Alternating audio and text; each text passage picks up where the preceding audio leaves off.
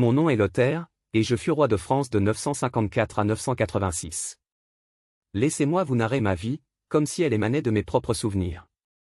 Né en 941, je suis le fils de Louis IV d'Outre-mer et de Gerberge de Saxe. Mon père, ayant passé une grande partie de sa jeunesse en Angleterre, lutta constamment pour maintenir son autorité sur les nobles de son royaume. À sa mort en 954, je montai sur le trône à l'âge de 13 ans sous la régence de ma mère, une femme de caractère et d'intelligence, et de mon oncle, Brunon de Cologne, archevêque de Cologne. Les premières années de mon règne furent marquées par les défis de la régence et les luttes de pouvoir au sein de la noblesse. La rivalité avec mon oncle Hugues le Grand fut particulièrement intense. Hugues, puissant duc des Francs, possédait des terres et des titres qui le rendaient presque aussi puissant que le roi lui-même. Sa mort en 956 apaisa quelque peu les tensions, bien que son fils, Hugues Capet, fût aussi ambitieux que son père. Je consacrai beaucoup d'efforts à consolider le pouvoir royal, souvent affaibli par les grands vassaux du royaume. Mon règne vit plusieurs révoltes, notamment celle de mon frère Charles, que j'ai dû combattre pour assurer ma position. Charles chercha à se tailler un royaume en Lotharingie, mais fut finalement vaincu et capturé. À l'Est, je dus également faire face aux menaces extérieures, notamment celles du Saint-Empire romain germanique. Mon mariage en 965 avec Emma d'Italie, fille de Lothaire II, roi d'Italie, fut stratégique.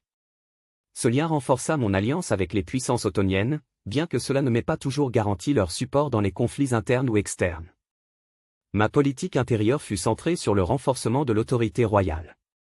J'essayais d'accroître les domaines royaux et de maintenir une certaine emprise sur les églises et les abbayes, ce qui me permit de contrôler les ressources économiques et spirituelles.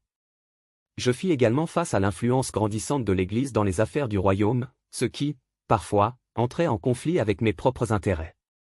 En 978, je lançai une campagne contre Othon II du Saint-Empire, cherchant à reprendre la Lotharingie. Cependant, cette tentative se solda par un échec, et en représailles, Othon et ses troupes pénétrèrent jusque dans Paris. Malgré cela, je réussis à maintenir mon règne, bien que mon autorité fût sérieusement ébranlée. Les dernières années de mon règne furent assombries par des problèmes de santé et des crises internes. La gestion du royaume devenait de plus en plus difficile, et les factions rivales cherchaient à exploiter ma faiblesse. Mon fils, Louis V, que j'avais associé au trône dès 978 pour assurer la continuité de la dynastie, ne manifestait guère plus de capacité à contrôler les puissants seigneurs. Je mourus en 986, laissant derrière moi un royaume fragile et divisé.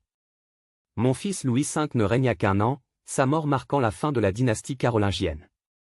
Avec le recul, je vois mon règne comme une lutte constante pour préserver l'intégrité et l'autorité de la couronne, dans un temps où les forces centrifuges des ambitions régionales menaçaient continuellement de déchirer le tissu de notre royaume.